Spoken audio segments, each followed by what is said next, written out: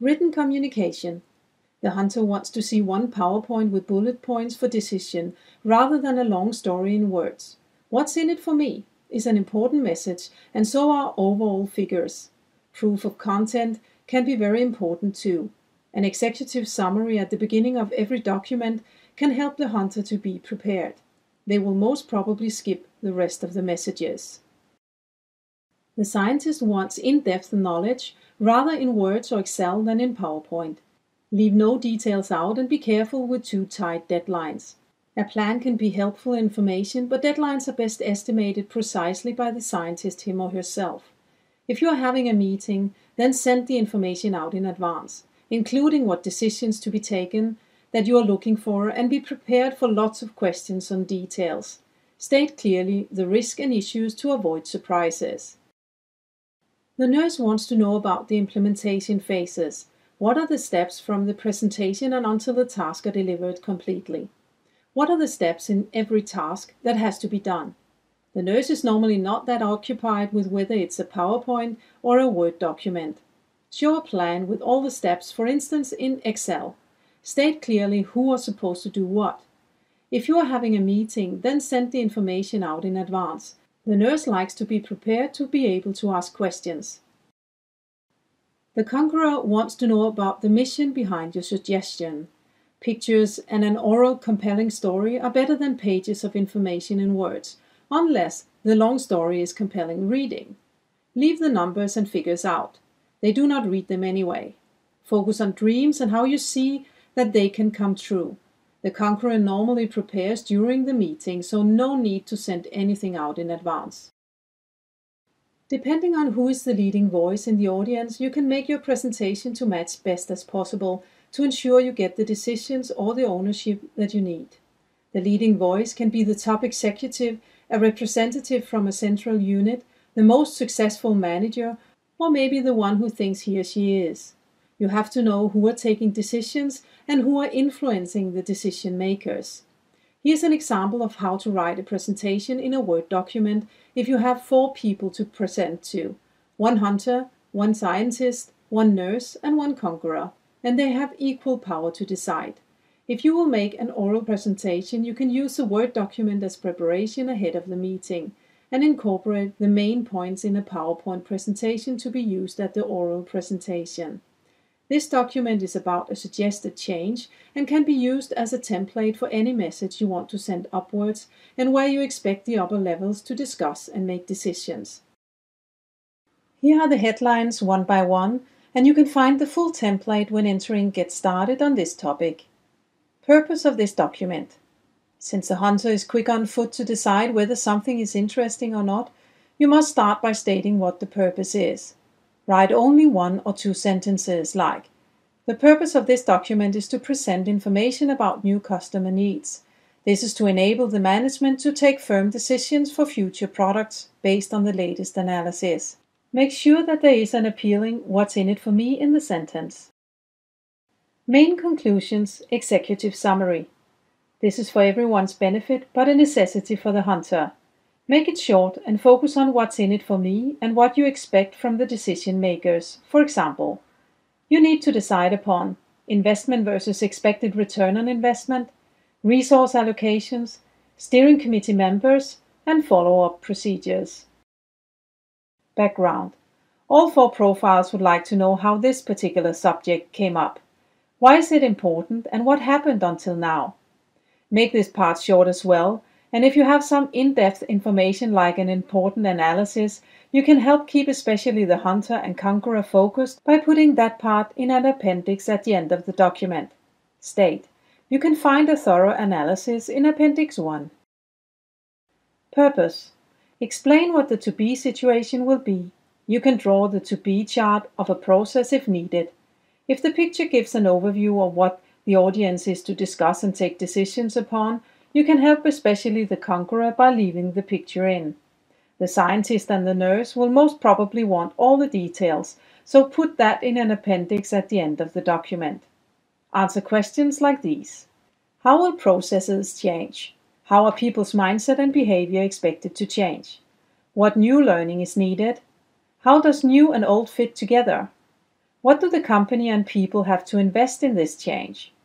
What are the benefits for the team and for the company? For instance, lower costs, happier and healthier people, or faster deliveries to the customers. Goals. State the concrete goals that has to be achieved and when. Make the goals in bullets and short and sharp. Ensure that the goals are SMART, meaning specific, measurable, achievable, realistic, and time-bound. This will help you convince the audience that you really mean what you're saying. The hunter is interested in short statements to be able to hold you accountable in a tick-in-the-box kind of way, and the conqueror wants to know whether or not the goals are aligned with his or her personal mission. The nurse and the scientist wants to know about the goals too, but can only engage in them once they have heard or read more concrete details. The nurse wants to know about the concrete step-by-step plan that leads to the goals and roles and responsibilities for the people who are going to make it happen. The scientist is at this stage waiting for a thorough analysis of why these particular goals are the right ones, a list of risks and issues clearly stating what can go wrong and how to deal with it, and roles and responsibilities stating who will work with what. Milestone plan or activity plan. State what activities are needed to implement the change. What needs to happen to reach the goals? If needed to get a good overview, you can make an overall chart to visualize when what is going to happen, when it starts and when it's supposed to end. Be concrete so people know exactly what is going to happen. However, leave the details for an appendix. The nurse and the hunter are especially interested in this part and for different reasons, and they will probably read the appendix with all the details. The nurse wants to know if you have a solid plan that is doable in reality, and the hunter wants to know what he or she can hold you accountable for and where he or she can challenge you to be even faster. The scientist can also show interest in this part to find out if you have all the details incorporated and to find activities that can fail or to find missing activities. Budget. The hunter is at this stage ready to hear the price of the change. No appendices are read so far and probably never will be, except for maybe the milestone plan. The hunter now knows in overall terms why this change is important, what to expect from you and when. The hunter wants to move on now and take some decisions. The rest is anyway up to you, and the hunter expects you to have thought it through and that you are ready to implement and deliver. The conqueror is not that occupied with the budget if it's reasonable and if the change is aligned with own personal mission. The scientist and nurse are a bit interested in the budget too, and for different reasons. The nurse wants to know if investments in daily operations are secured, and the scientist wants to know how the budget includes risk and issues and whether or not the investment is possible within the corporate budget. Risk and issues. The scientist is especially interested in this part and can most probably contribute with areas of concern that you haven't thought of. The conqueror is optimistic and understands your needs, but will most probably prefer to deal with challenges if they occur. The nurse wants to know what you want to do about it and how it's incorporated in your plan. The hunter is not really occupied with risk and issues, since he or she expects you to deal with it. The risk and issues you state can very well be risk and issues that you need your superiors to deal with if they occur, and now is the time to state clearly what you expect your superiors to do. If not, the hunter will not take any responsibility.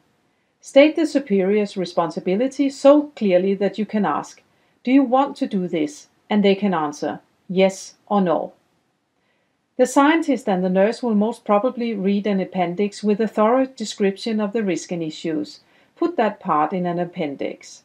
Enter the leadership path, lead and manage strategies, and the topic project management to learn more about risk and issues and the other topics in a written document like this.